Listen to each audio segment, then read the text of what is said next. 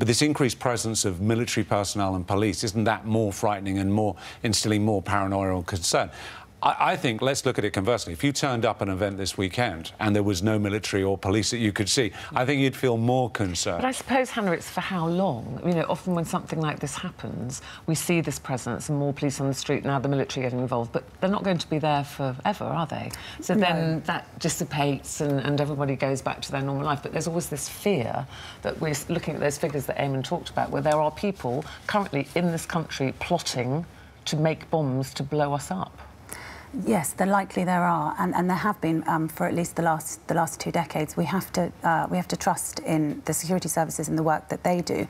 But I think also this is a moment really to remember that when someone is actually building the bomb or reaching for a knife, that's arguably too late. They've already been failed, and not the security services have failed, but we need to be much more upstream about this and intervening earlier. And how do you do that? Is it resources? Is it money? Is it personnel? It's through preventative measures. It's through the government's counter-radicalisation strategy, PREVENT, which is dealing much more in a non-criminal space earlier than anybody is actually getting involved in procuring weaponry or building bombs. And the government's keen to claim a lot of success on that front. Yeah, they are, absolutely. But I think also, you know, someone was saying the other day that actually all of us are potential surveillance operators. You know, we all have a responsibility to be involved. And there has certainly been comments about some of the marathons, particularly in the wake of, say, for example, the Boston marathon bombing.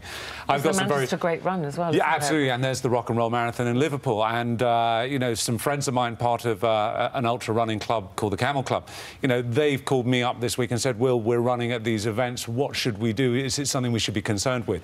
So we all play a part. The event organisers would be ensuring that, obviously, it's going to be as safe as possible. But we all play a part also in that, that jigsaw puzzle of intelligence, of bringing that information to the authorities. And with the more physical security there is around, the police, the military, easier it is to go and flag to one of those people to say, I've seen something suspicious, maybe have a look at it. Yeah, what about the internet, Hannah? People are very concerned about things that get posted and are there for 48 hours. Even when they say they're taking them down, it's 48 hours. Those things are easily seen. People are sending encrypted messages.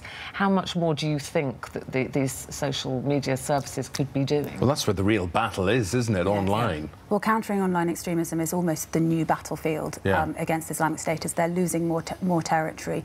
We appear at the moment to be failing the war online, and that's it was good to see, I think, in the Conservative Party manifesto a number of things designed deliberately to tackle that. So the establishment of a new regulatory framework, the ability to fine social media companies if they don't adhere to those standards. These are the sorts of things that people who've been looking at this problem have been calling for a long time. Do you think they could do more? Will? Yeah, I mean, in Germany they have a fine now that they will impose on internet providers and also on websites, which it goes up to about €50 million if they do not take down what is deemed to be criminal content within 24 hours.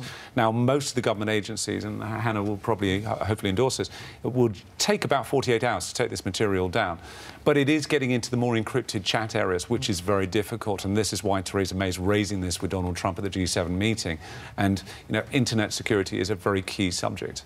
And of course, it's one it's a transnational issue because the internet just doesn't stop at borders, and so that's why the government wants to take the lead internationally, and so that the rules that govern our world physically that we live in are also the same as what govern us online. So really, we want to see social media companies, internet service providers treated almost as publishers in the same way that you, as your programme, have Hannah, responsibilities. thank you very much indeed.